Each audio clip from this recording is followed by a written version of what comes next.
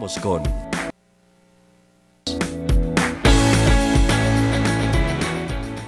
Si hay algo que usted debe regalarle a sus hijos, si está buscando algo que regalarles, debe regalarles una cuenta de ahorro. Con una cuenta de ahorros le regala tranquilidad, le regala una mejor vida.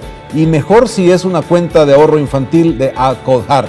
Incentive el hábito de ahorro de sus hijos de la mano de Acodhar DRL. Acérquese a cualquiera de sus sucursales. Hay Acodhar en San Salvador, San Vicente, Cojutepeque, Hilo Vasco, Victoria, San Sebastián, para que le brinden asesoría. Acodhar DRL, 50 años creando oportunidades. Dentro de las temáticas preparadas para hoy, nos quisimos detener con más detalle en el tema de las empresas offshore. Este tema que ha sido revelado públicamente por la prensa a nivel internacional y en El Salvador por el periódico digital El Faro, que ha tenido réplica en la mayoría de medios en el país, por cuanto se habla de estas empresas creadas en Panamá con fines delictivos en algunos de los casos, pero se ha hecho de tal manera generalizada la publicación que otros piensan se ha satanizado una política empresarial como es la creación de empresas offshore, y ahora pues hay que dilucidar un poco la temática. Con nosotros está Luis Membreño, economista que conoce de estos temas y está para dilucidar un poco todo alrededor de esta temática. Luis, buenos días y bienvenido al programa. Buenos días, gracias Rafael, un placer estar contigo y por supuesto con toda la teleaudiencia. Para nosotros, digamos, en El Salvador es como un poco novedoso el hablar de estas empresas offshore y está convirtiéndose esto como en el hablar de algo maléfico y todo aquel que tenga una empresa offshore está en la categoría de malvado. ¿Es esto así, Luis, que hay que verlo?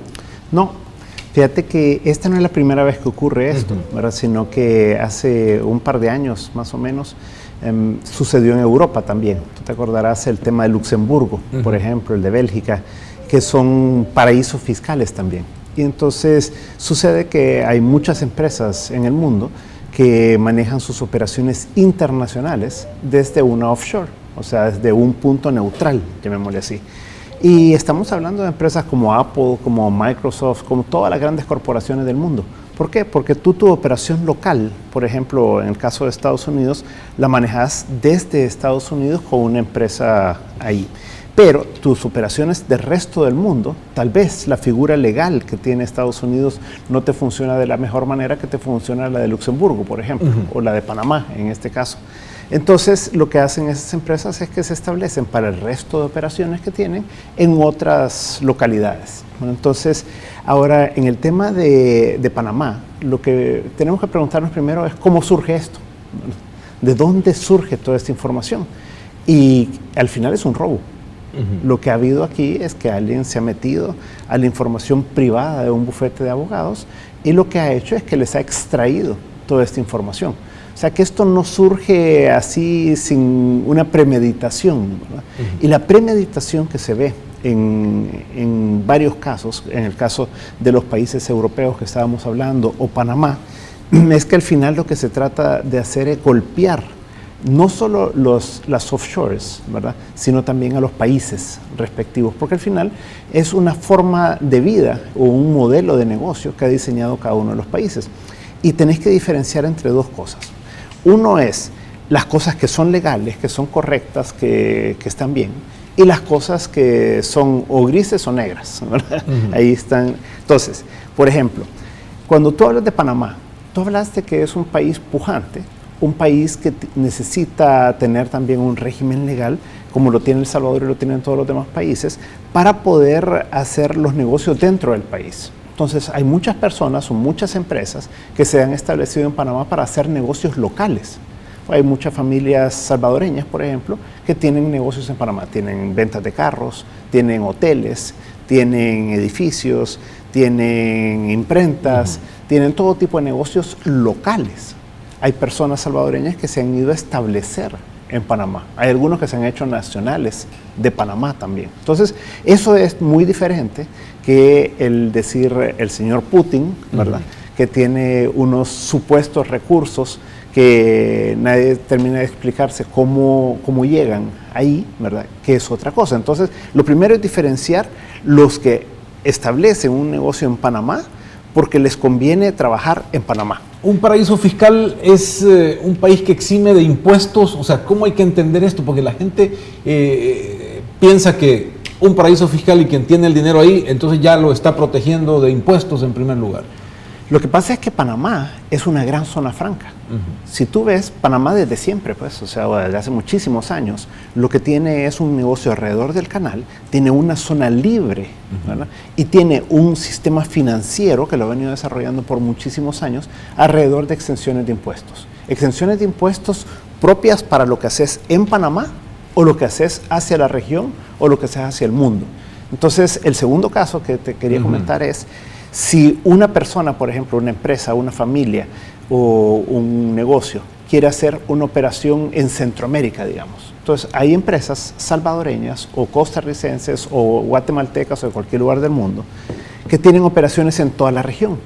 Y entonces dicen, bueno, la figura legal que a mí me conviene más es establecerme en Panamá para manejar desde ahí mi operación en Guatemala, El Salvador, Costa Rica, etcétera, el Caribe y Suramérica. ¿Por qué? Por la posición geográfica de Panamá y por el otro lado, porque además tiene ventajas impositivas trabajar desde Panamá, lo cual es absolutamente legal. Entonces, si El Salvador tuviera un mecanismo de ese tipo, probablemente podría atraer ese tipo de inversionistas. O sea, esta es una decisión de un país, es decir, Panamá como país, estrategia de desarrollo. Esto que se hace en Panamá es legal. Claro. O sea, el gobierno lo respalda, los abogados de este bufete no han hecho nada ilegal en cuanto a su operación. No, para nada. O sea, yo lo que te quiero dejar claro es que primero tú tenés un régimen legal para que opere en Panamá.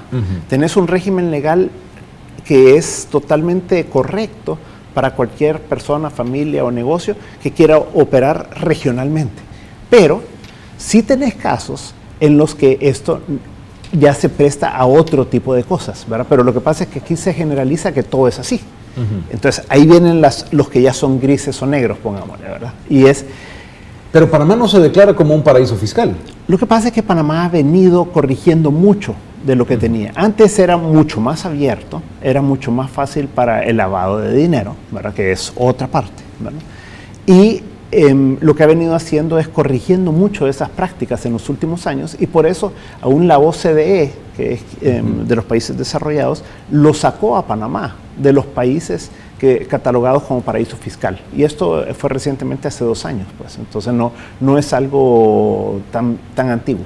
Entonces Panamá ha venido mejorando todo su control del origen de los fondos, porque al final todo se reduce a de dónde vienen los fondos. Si es una persona, una familia, un negocio, que tú puedes trazar el origen de sus fondos perfectamente, es un negocio que tiene 50 años, han hecho bien su capital, lo trajeron acá y de esa manera han operado hacia Centroamérica o Latinoamérica o lo que sea, o el mundo. Entonces ahí no hay ningún problema. Pero puede haber, por el otro lado sí, capitales que surgen de la noche a la mañana, que pueden estar asociados a gobiernos, por ejemplo, en el que puede ser que sea un expresidente o un presidente actual, y entonces surgen las dudas de si ese dinero ya lo tenía antes que llegara al gobierno o si lo genera durante el gobierno y trata entonces de lavar ese dinero a través de un proceso como este. Entonces ahí tenés casos extremos, por ejemplo, como el de Macri o el de Putin, ¿verdad? El de Macri, él va a ir a un juzgado hoy en Argentina y va a explicar que él primero no es dueño de esas 2 offshores, sino que son de su familia. Es una familia de mucho dinero en Argentina. Y él dice, nuestra familia hizo estas offshore, ¿para qué? Para hacer inversiones en Brasil. Entonces, ahí tú puedes trazar el origen de los fondos, que son fondos bien habidos en Argentina, con un objetivo de invertir en otros países. Ahí no debería haber ningún problema. Además, él dice, yo no soy accionista, sino solo director en esa empresa. Pero tenés otros en los que sí puede haber dudas. Bueno, el primer ministro de Islandia, por ejemplo, que al final reconoce que hay algo oscuro ahí, ¿verdad? Y prefiere renunciar. O Putin, por ejemplo, en el que viene y se dice, bueno, si él no tenía esta cantidad de recursos antes, entonces, y ahora sí tiene esta cantidad de recursos, ¿de dónde surgieron? Entonces yo creo que lo importante aquí no es satanizar Panamá, no es satanizar el concepto o la figura o legal. Los bufetes de los abogados también, los bufetes de los que hacen abogados su trabajo. que operan en base a las leyes locales de Panamá. Ahora, hay conceptos como se usan las offshore para que los ricos escondan su patrimonio, para que los ricos escondan dinero y no paguen impuestos. ¿Para eso sirve una offshore? Mira, las offshores sirven para varias cosas.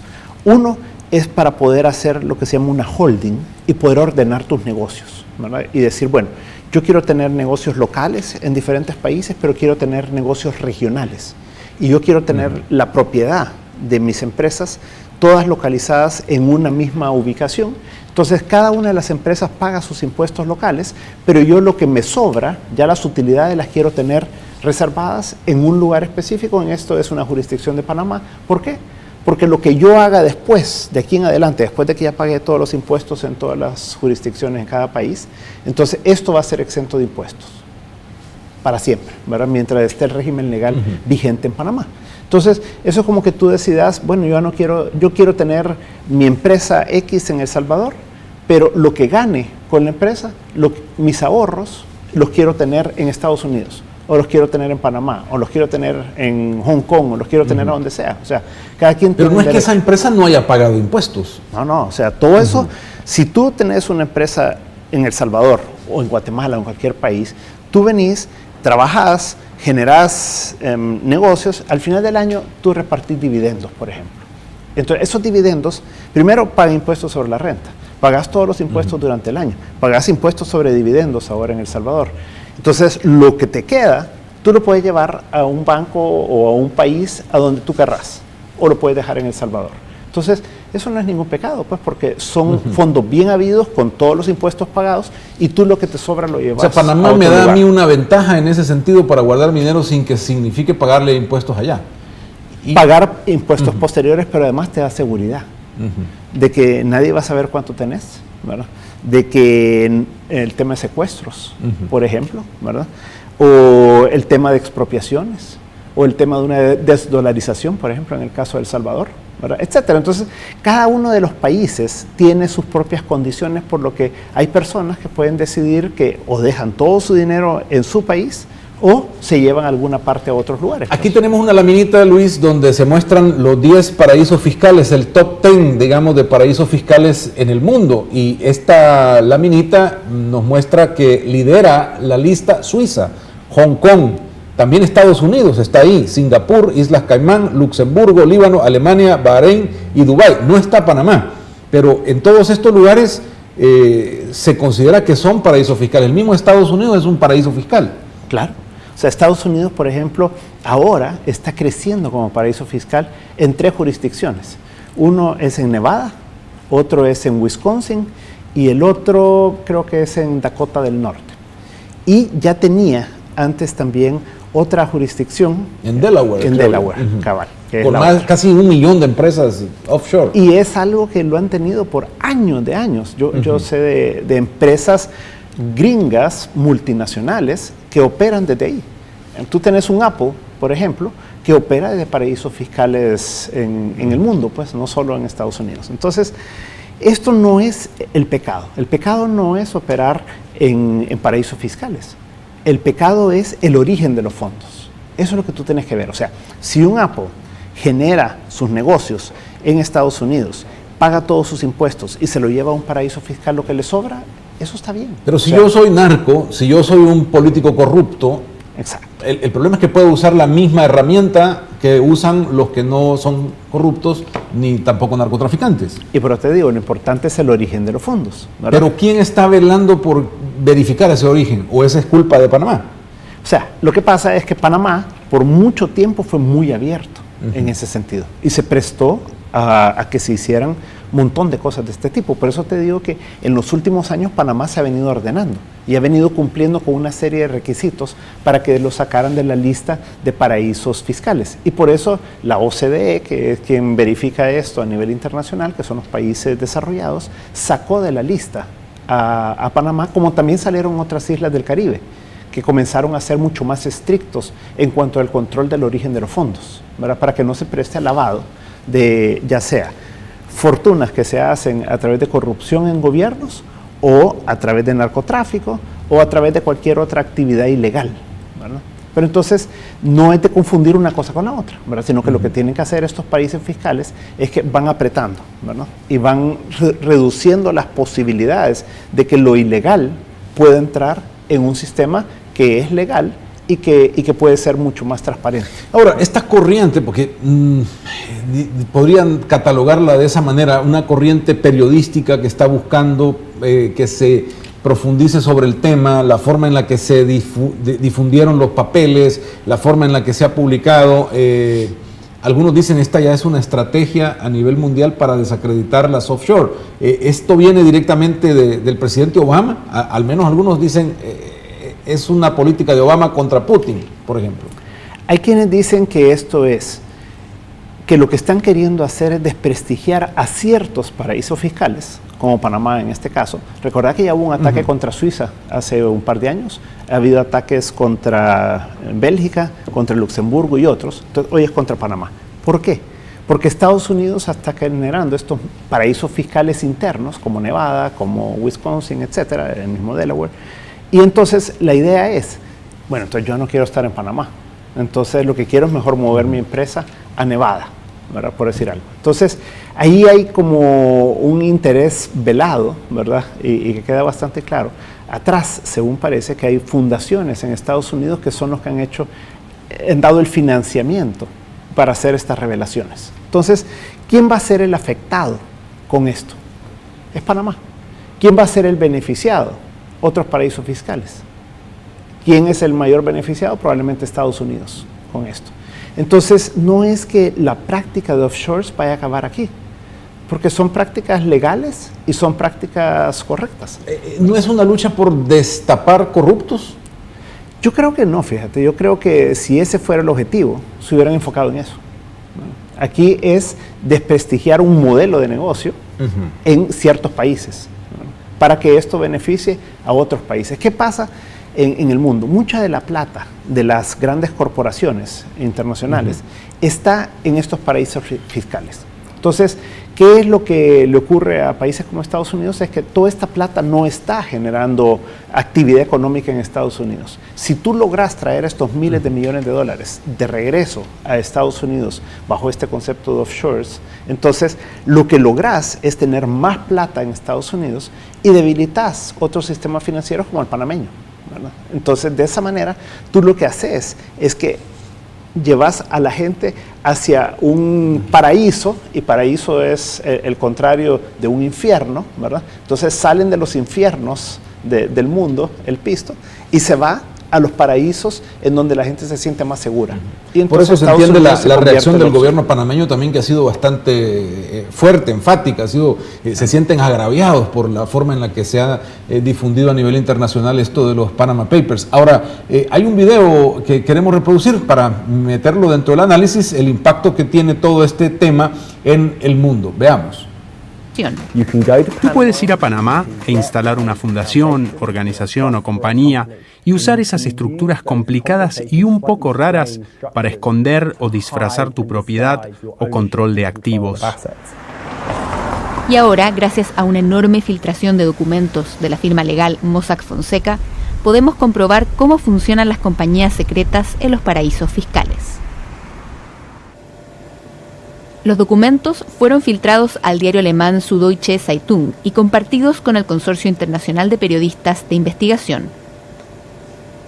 BBC Panorama, el programa investigativo de la BBC, analizó los documentos y encontró vínculos con 72 jefes de Estado, actuales y pasados.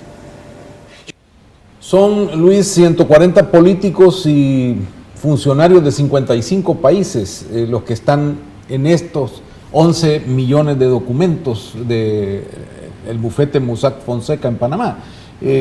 Entonces, el paraíso fiscal sirve también para esconder, repito, los corruptos.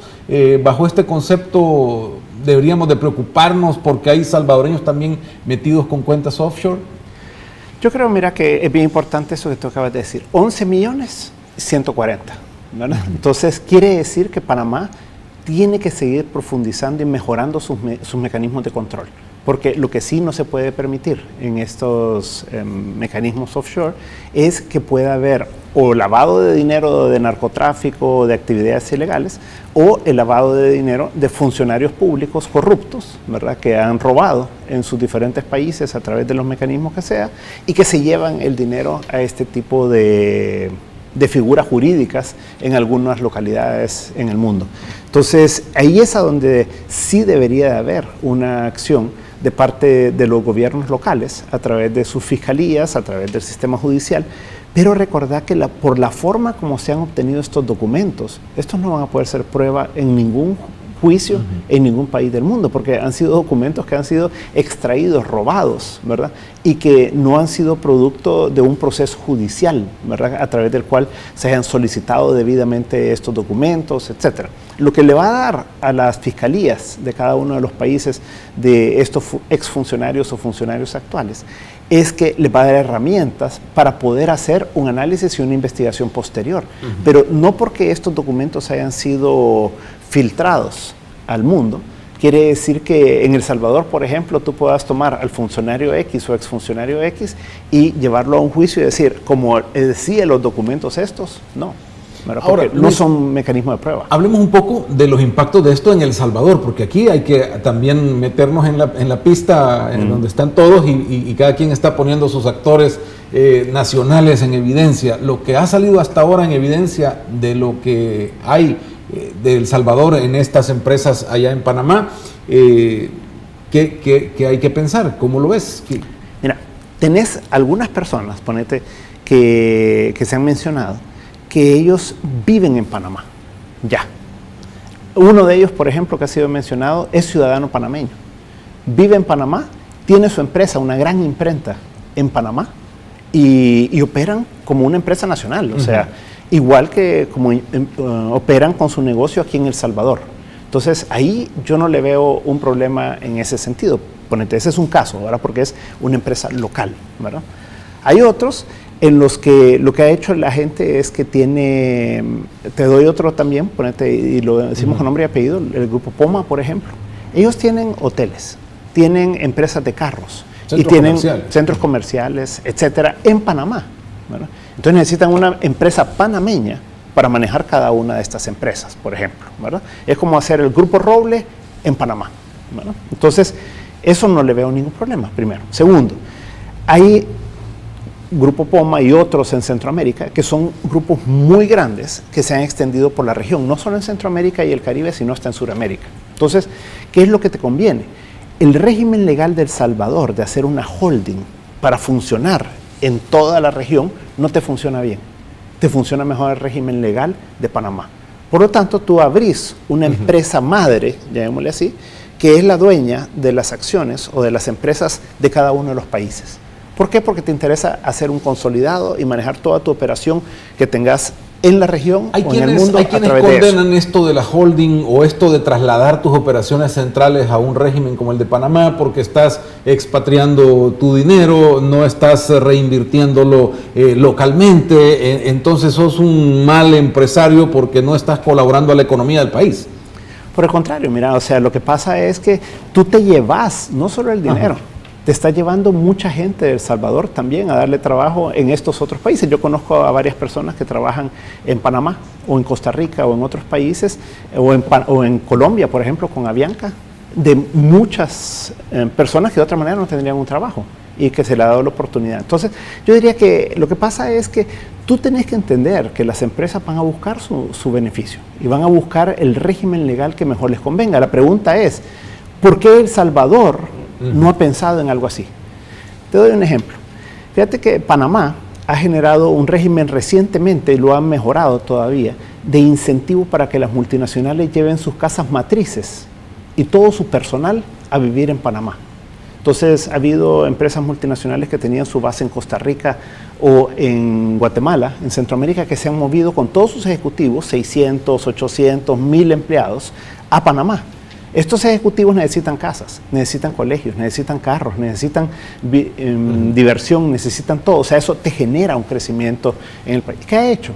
Lo que ha hecho es cambiar el régimen de visas, por ejemplo. Los permisos de trabajo son inmediatos. Aquí en El Salvador es complicadísimo conseguir una visa de trabajo y todo. Además, le dan extensiones de impuestos a esos funcionarios, a esos empleados de esas empresas, ¿verdad? Entonces, y además hay una seguridad física que estas personas tienen de vivir en Panamá versus vivir en otros países. Ahora, pero hay salvadoreños, 33 salvadoreños hasta ahora, según las publicaciones que ha hecho el periódico digital El Faro, que tienen esta relación, y dentro de esos salvadoreños hay políticos también. Ahora, esta es otra parte. Eso es otra cosa. En esto, ¿qué es lo que deberíamos estar viendo o pensando? Ahí entonces ya salimos de lo que estábamos hablando, ¿verdad? O sea, eso, todo lo que hablamos antes era lo correcto, digamos así, y que a alguien le puede gustar o no, pero es legal, ¿verdad? Ahora, la otra parte es ya lo que linda en lo gris a negro que decíamos, ¿verdad? Y es, si tú tienes una persona que cuando entró a ser funcionario de gobierno, declaró que no tenía básicamente nada de patrimonio, y de repente aparece siendo dueño de una offshore, por ejemplo, en Panamá, con una cantidad de recursos significativa, entonces ahí sí hay un margen para pensar que pueda hacer que haya algún grado de corrupción que se haya dado durante su administración o mientras ejerció un cargo público, y entonces sí hay un margen para poder hacer una investigación y ver si ese dinero que esa persona tiene allá, entonces fue mal habido. Si esa persona no puede comprobar que ese origen de esos fondos es de alguna otra fuente lícita, entonces ahí sí hay un caso, ¿verdad? Y ahí puede ser que de esos 33 casos que se mencionan en El Salvador, pudiera haber algunos, no necesariamente todos, pudieran haber algunos, que sí den pie a una investigación ya... O sea, estos ilícitos no tienen que ver con la fórmula offshore, son ilícitos de todas maneras, incluso con cuentas nacionales como la empresa que ha hecho Óscar Ortiz, por ejemplo, con Adán Salazar, que son empresas locales y tienen por ahí alguna sombra, por ejemplo. Claro, y además tú vas a encontrar que Panamá es parte nada más, o sea, puede ser a donde haya una pequeña parte de esa plata. También se habla de otras jurisdicciones como las que tú hablabas, ¿verdad? Cuando hablamos de Qatar, cuando hablamos de otras en Europa, otras en Asia, que eran mucho más relevantes que Panamá. O sea, como tú viste en el top 10 no aparece Panamá. Entonces, ¿quién nos puede garantizar que no es que algunos funcionarios o exfuncionarios salvadoreños que puedan tener el dinero no en la jurisdicción de Panamá, sino en otras jurisdicciones del mundo, ¿verdad? Entonces ahí es a donde esto da... O aquí mismo, en los bancos de acá. Lo que pasa es que ahí es más difícil.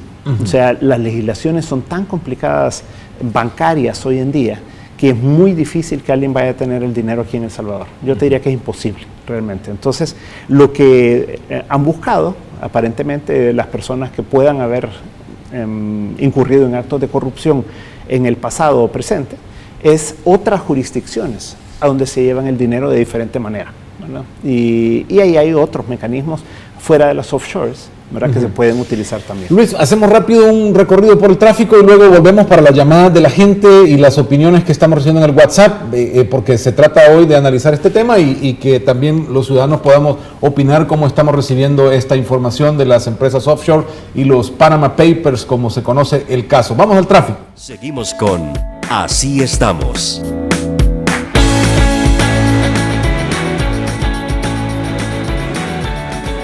Nuestro WhatsApp abierto también para usted y la gente nos ha empezado de muy temprano, Luis, a mandar mensajes. Dice alerta roja, ojo, Bukele, mentiroso, falso, cuidado, eso como parte de las informaciones. Dice, ahí estás hablando reflexivamente y no está juzgándose de primas a primeras sobre los papeles de Panamá, donde toca a Canal 4 de televisión, que es parte de lo publicado hoy. Investigan al exfiscal y su grupo de confianza en las Bahamas, Islas Caimán y Panamá. No sé quién puede regular que los empleados de la Embajada de Estados Unidos... cuando uno solicita la visa lo tratan como a un animal.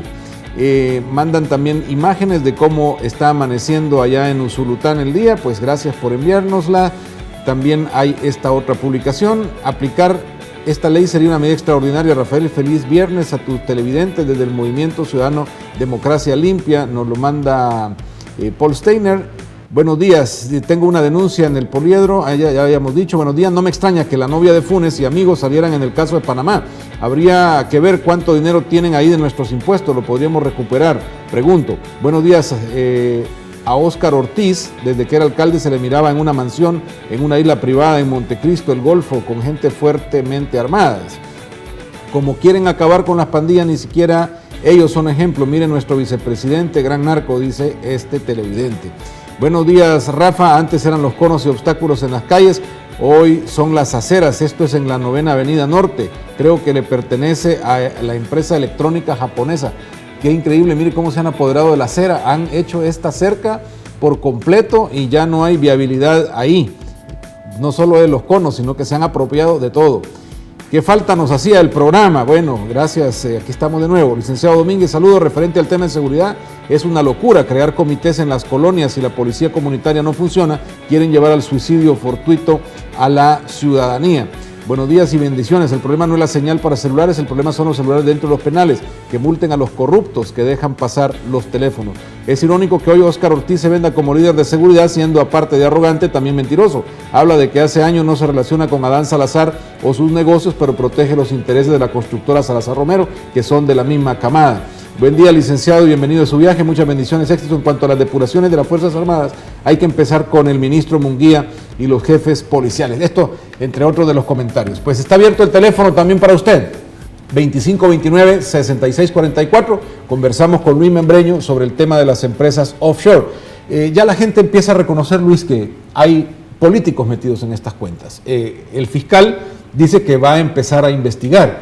Tú dices, se puede investigar, pero estos papeles no van a servir como prueba en ningún juicio. Entonces, al final de cuentas, ¿esto va a servir o no para poder resolver problemas de corrupción o de dinero ilícito? Yo creo que sirven de indicios, ¿verdad? Le da herramientas al fiscal general para poder tener modalidades de cómo se está operando. Ya se escuchaba en parte de los comentarios que tú hacías ahí de televidentes que no solo es Panamá, pues. O sea, estamos hablando de otras jurisdicciones en el Caribe, estamos hablando, también podríamos hablar de otras jurisdicciones más allá de América, ¿verdad? Y eso le puede dar al fiscal indicios y decir, bueno, o sea, si existe un expresidente en este caso, que es uno de los que han mencionado, pues que hay dudas sobre eso, puede hacer una investigación y puede solicitar informaciones en algunas jurisdicciones y que eso le ayude a un juicio, por ejemplo. A mí me llama la atención también los movimientos donde van escondiendo personas a través de juntas directivas. Quisiera que habláramos de eso, pero tenemos una llamada. Hola, buenos días. Sí, buenos días. Un gusto saludarle. Con respecto a las multas que debían de ser para las principales autoridades de los centros penales, las empresas han invertido, entonces estamos hablando de pérdidas y quieren que paguen impuestos, que nos faltan a nosotros mismos. Yo no sé por qué, ¿verdad? Esto se llama atol con el dedo. Los simpatizantes del FMLN tienen lista la ley para recibir el atol con el dedo. Muy bien, gracias por llamarnos. Entiendo que estaba refiriéndose al tema de las empresas de telefonía. Luis, vemos en estas empresas offshore una conducta que yo puedo crear en Panamá la empresa, pero al mismo tiempo me crean una junta directiva de la que yo puedo ser parte, pero no soy el presidente, pero luego hacen otra y luego me entregan un poder para poder sacar dinero de las cuentas, siendo yo tal vez solo un secretario de la junta, aunque yo soy dueño de toda la plata. O pueden poner un prestanombre, como en el caso de la empresa Subes, que aparece con un mismo prestanombre repetido en una empresa de spas, donde se dice es una persona cercana al expresidente Funes. Entonces, ¿cómo funciona eso y cómo entender eso de cara a lo legal que tú ya has mencionado también? Bueno, la figura es que se crea una sociedad en Panamá, offshore. Eso lo crea el bufete pone a las personas que originalmente crean esa sociedad. Y después entonces se nombra una directiva. Dentro de eso puede estar el implicado, pueden estar prestanombres, o sea, amigos o personas relacionadas al implicado, ¿verdad? O pueden no estar ni siquiera, sino que solo les dan un poder para que ellos puedan administrar. Y entonces puedan hacer las movilizaciones de dinero, que es lo que al final de cuentas les interesa.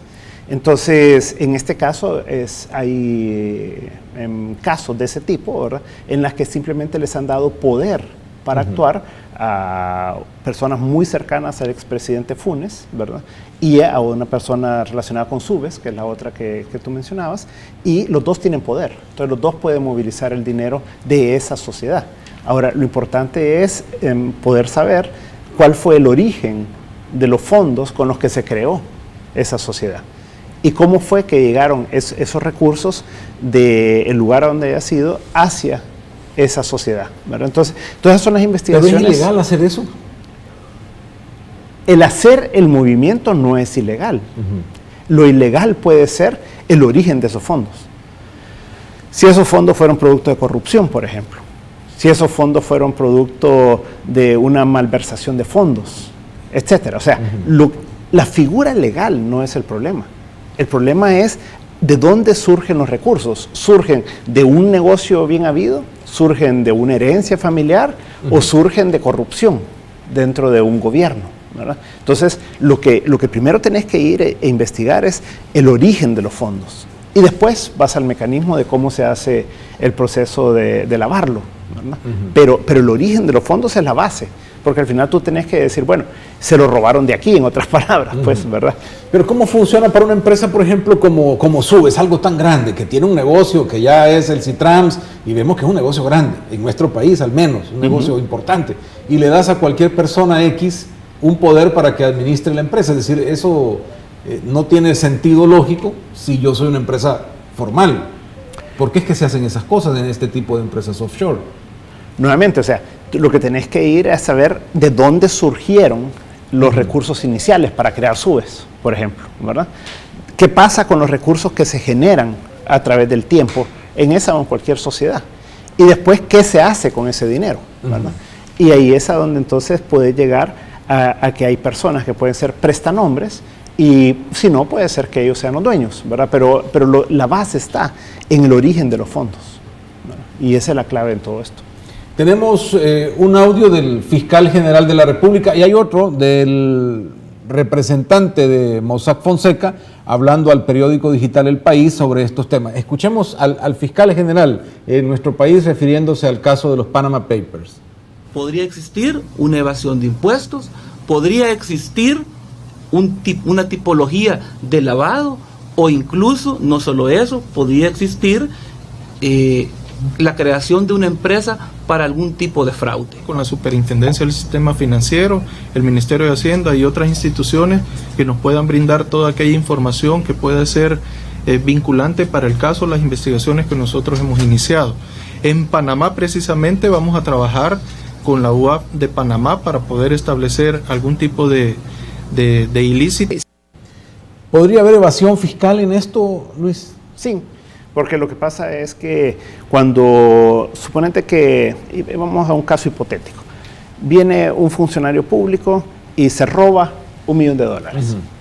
Ese $1 millón, si tú simplemente obtenés ese $1 millón y lo sacás, entonces ahí va a haber un proceso primero de defraudación a esa institución, llamémosle así, pública. Después va a haber un proceso de lavado de ese dinero, pero la única forma que tú pudieras hacerlo más transparente, digamos, sería que tú pagaras impuestos sobre ese dinero. Por eso hablaba de la defraudación el fiscal general. Entonces, la forma de poder lavar, entre comillas, internamente, sería buscar un mecanismo por medio del cual ese $1 millón le das una figura legal y entonces pagas impuestos sobre eso. Si tú ya pagas impuestos sobre eso y no se capta bien la forma de defraudación que hubiera habido, entonces no habría el delito de no haber pagado impuestos. Entonces aquí tenés el delito en algunos casos podría ser de defraudación, de robo, ¿verdad? Y después de no pagar los impuestos y después de lavar, ¿verdad? Entonces tener los 3 delitos, que era un poco lo que él planteaba. Hola, buenos días. Sí, buenos días. Un gusto saludarle. Gracias, don Roderico. Quería decirle, ya que están hablando de defraudación, que no he oído decir que estén investigando a los alcaldes de aquí de Sabradico Melendres. El primero, Remigio Morales, y el segundo, Narciso Ramírez, que se han hecho millonarios de aquí del municipio. Y aquí de Huachapán le estoy hablando. ¿Cómo no? Gracias. Gracias por llamarnos. Pues este es otro tipo de corrupción que podría estarse trayendo, pero esto es lo que provocan todas estas cosas. Claro. Hablar de la corrupción. Lo que pasa es que ahí venís con muchos ilícitos, ¿verdad? En algunos casos, por ejemplo, en ese caso en particular, se habla hasta del tráfico de personas, ¿verdad? Y que de ahí han venido una cantidad de recursos, independientemente de otro tipo de corrupción que pudiera haber en alcaldías o en gobierno central o en autónomas, ¿verdad?, del gobierno. Y no necesariamente que termine en una offshore, ¿verdad?, sino que tenés todos los delitos, el del robo, el de la defraudación fiscal y en algunos casos el de lavado de dinero también, ¿verdad? Ahora, aquí vamos a terminar creyendo en el imaginario colectivo de que todo el que tenga un offshore es criminal. Exacto. Y eso es bastante preocupante. ¿Y por qué digo esto? Porque al mismo tiempo va a quien políticamente trate de sacar raja aquí, explotarle en la cara, porque ya vemos al gobierno, si hablamos de Subes, tiene una relación con una offshore, entonces el gobierno tendría un conflicto de intereses, muchos de los políticos están saliendo mencionados, entonces al final, ¿cómo hay que entender este tema? ¿O es mucha la irresponsabilidad, Luis, de los medios que se han dado la tarea de publicar sobre esto? Porque si satanizamos realmente que todo aquel que tenga una offshore es un criminal, realmente nos la vamos a ver en problemas en el país. Yo creo que el problema de El Salvador es que somos muy rápidos para condenar y somos muy rápidos para juzgar. Y entonces medio nos enteramos de algo, ¿verdad? Y entonces ya creemos que todo es así y además que todo el mundo es culpable. Entonces la presunción de inocencia en El Salvador se ha perdido desde hace mucho tiempo. O sea, aquí se dice que se presume que alguien ha hecho algo malo. Ya inmediatamente en el colectivo, la persona ya lo hizo, ya es culpable y ya es un defraudador, ya es un ladrón, ya es un lavador, ya es cualquier cosa, ¿verdad? Y ya quedan todos los epítetos ahí y entonces se acaban las personas, cuando no necesariamente es cierto, ¿verdad? Entonces yo creo que lo que pasa es que hay que ser más cuidadoso en el manejo de todo este tipo de información. ¿Qué piensas de lo que ahora publica el Faro sobre Telecorporación Salvadoreña, por ejemplo, que usa una figura de offshore para comprar programas y revendérselos a la empresa local? Es decir, que aunque sean los mismos dueños, sabemos que las personas jurídicas son diferentes, ¿no? Pero eso es algo malo, eso es algo que hay que condenar. Mira, yo como no conozco el negocio, pero te planteo una hipótesis que no sé si sucederá, pero imagínate que ellos fueran los derechos, ellos tuvieran en esta offshore los derechos para todo Centroamérica, por decir algo, y que ellos entonces le vendieran a Canal 4 como le vendieran a Canal 3 de Guatemala, como le vendieran a cualquier canal en los otros países de Centroamérica. Ahí se justificaría tener una holding, ¿verdad? Porque tú tenés los derechos para toda la región, ¿verdad? Ahora, si tú tenés los derechos para El Salvador, y tú venís y le vendés a El Salvador, y en El Salvador el Canal 4 paga todos sus impuestos sobre todo eso, y paga el valor real de esos derechos, no hay ningún problema. Ahora, ahí el fisco tiene mecanismos, por ejemplo, que son lo que se llaman los precios de transferencia. Porque el problema no es que esté en un offshore el derecho original, pongámosle así, sino que el tema sería a qué precio le vendió esos derechos a la empresa nacional. Entonces, ¿por qué? Porque son empresas hermanas. Entonces, si eso existe, entonces ¿pagó los impuestos en El Salvador que debía sobre esos derechos de transmisión o no? ¿O dejó el dinero fuera? ¿Ves? Pero eso ya es otro tema que no tiene que ver necesariamente con que sea en un offshore, ¿verdad? Sino que es porque es una empresa hermana que le vende. Lo mismo ocurre, y vamos a una empresa multinacional. Si tú tenés una empresa telefónica en El Salvador y su casa matriz la tenés en México, digamos. Entonces, lo que pasa es que tú tenés que ver que la empresa de México no le haya cobrado excesivamente a la empresa de El Salvador derechos X, ¿verdad? Y que entonces de esa manera tú hayas incrementado los gastos aquí, pagado menos impuestos y te hayas llevado el dinero. Esos son precios de transferencia. Eso existe en El Salvador y el fisco puede actuar cualquier día sobre cualquier empresa nacional o persona natural también, ¿verdad? Para asegurarse que ha pagado todos los impuestos que corresponden. O sea, que aquí hay manera de saber todo eso. Está la superintendencia financiera y todo eso está debidamente y Hacienda registrado. Tiene todos los mecanismos legales también para poder ir y verificar ese tipo de cosas. Entonces, yo creo que lo importante no es condenar a priori el que tengan aquí los derechos y que los vendan, sino que es que eso da indicios para poder hacer una investigación y puede hacer que al final todo sea transparente, como puede hacer que al final haya algún delito de por medio. Esto es lo que dijo el representante de Mossack Fonseca en Panamá sobre este caso. Escuchémoslo también. Como el primer ministro islandés, Sigmundur Gunnlaugsson, quien tiene una participación secreta en una compañía extraterritorial.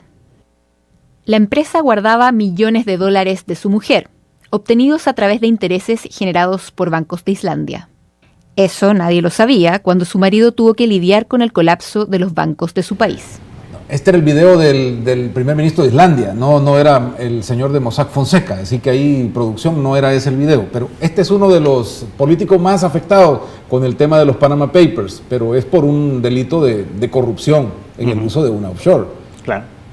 O sea, lo que pasa es que recuerda que Islandia tuvo grandes problemas, ¿verdad? Con toda la crisis, y entonces aparentemente él salió beneficiado con todo eso, sacando esta cantidad de dinero fuera, que al final es una defraudación. Y entonces él prefiere renunciar, ¿verdad? Para poder, me imagino, defenderse o seguir el proceso que le corresponda.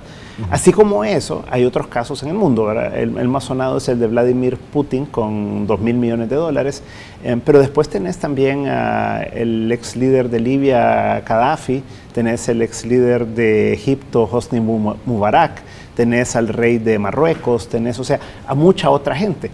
Pero insisto, ¿verdad? O sea, no necesariamente todo es delito. Porque, por ejemplo, también hablan de gente de Arabia Saudita, de los líderes de Arabia Saudita. Entonces, pero ahí ellos son dueños de todo.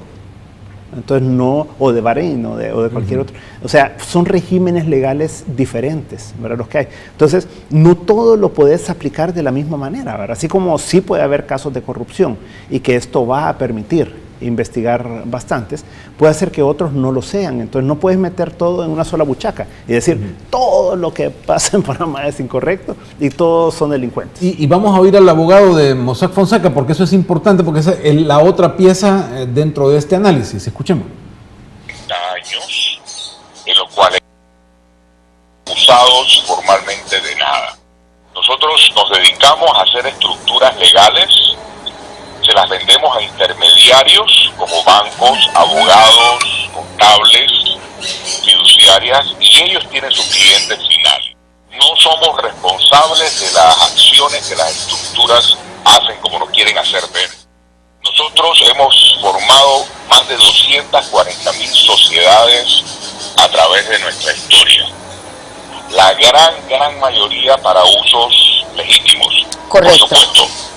Algunas caen y son usadas para fines ilegítimos, pero no es nuestra responsabilidad. Limitadamente sí nos hackearon, ¿sí? Una limitación, entraron en nuestro sistema, pero limitadamente. La reacción de los clientes, hay mucha comprensión, pero bueno, hay de todo.